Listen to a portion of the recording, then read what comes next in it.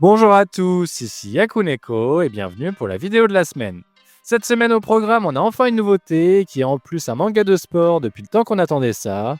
Et bien sûr, on va revenir sur le classement et la dernière semaine de vente du mois de janvier. Et sur ce, je vous souhaite une très bonne vidéo.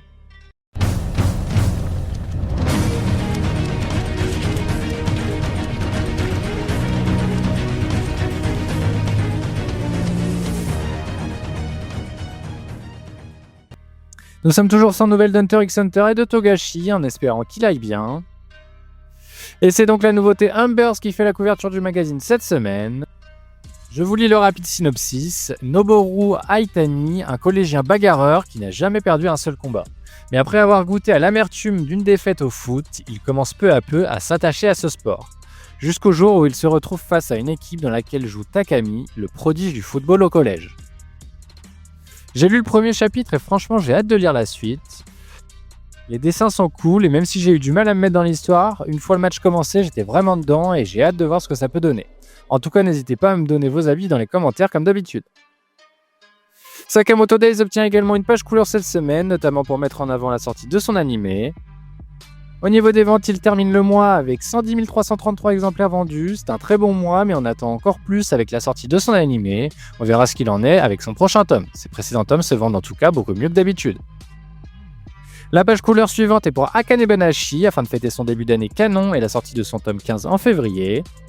Et enfin, la dernière page couleur est pour la dernière nouveauté en date, Seedcraft Love is a Mystery, qui n'avait pas obtenu de page couleur pour son 8ème chapitre. C'est maintenant chose faite et c'est mérité au vu de ses premiers classements. Et d'ailleurs, place au classement, et on commence avec Akutaku, qui se retrouve évidemment à la dernière place, mais pour la dernière fois, car il prend fin dans ce numéro. Il n'aura donc survécu que 18 petits chapitres, et quasiment exclusivement des dernières places. Le mystère du début d'année continue pour Witchwatch, qui recule encore et est donc avant-dernier cette semaine.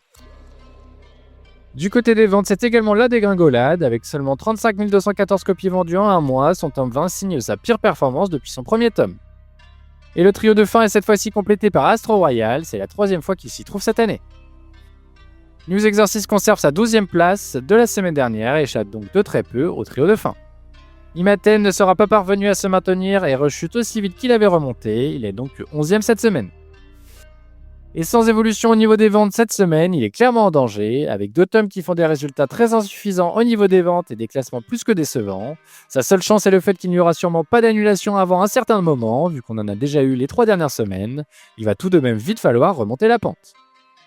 Kill Blue conserve pour la 3e semaine consécutive la 10e place et se donne de ce fait un peu d'air. Malheureusement, il ne sera pas parvenu à se classer au Shoseki cette semaine et nous n'avons donc pas d'informations de ses ventes pour la dernière semaine. Le premier podium de l'année de Kagurabashi devra encore attendre, il était 4ème la semaine passée, mais chute ici de 5 places et n'est donc que 9ème. Ichi the Witch gagne une petite place mais peine clairement à retrouver ses premiers classements. Du côté des ventes, il finit son premier tome avec 46 812 copies vendues, ce qui est très correct pour un premier tome, surtout compte tenu des ruptures de stock. Il faudra maintenant confirmer avec le tome 2 car il n'y aura cette fois-ci plus d'excuses.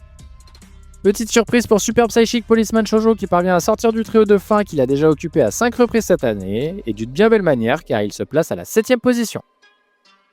Shinobi Undercover continue grâce à cette 6ème place à se maintenir dans la partie haut du classement.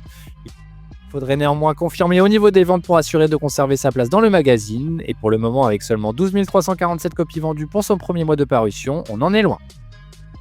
Ultimate Exorcist Kiyoshi revient de page couleur et confirme son excellente forme, j'ai vraiment hâte de voir les ventes de son prochain tome. Nien Roboko revient de page couleur à une très bonne 4ème place. Du côté des ventes par contre, ce mois de janvier est un très mauvais mois pour Nien Roboko, avec seulement 13 896 copies vendues. Blue Box ne souhaite décidément pas quitter le podium cette année, il est 3ème cette semaine et conserve sa première place au classement de l'année. One Piece est comme depuis le début de l'année 2ème cette semaine. Et enfin, pour la 3ème fois cette année déjà, The Elusive Samurai s'empare de la première place. Et voilà qui conclut le numéro de la semaine, j'espère que la vidéo vous aura plu, et la semaine prochaine ce sera au tour de la 2ème nouveauté de la fournée, Bino Saisen. J'ai hâte de vous faire mon retour sur celui-ci. Et sur ce, je vous dis à la semaine prochaine.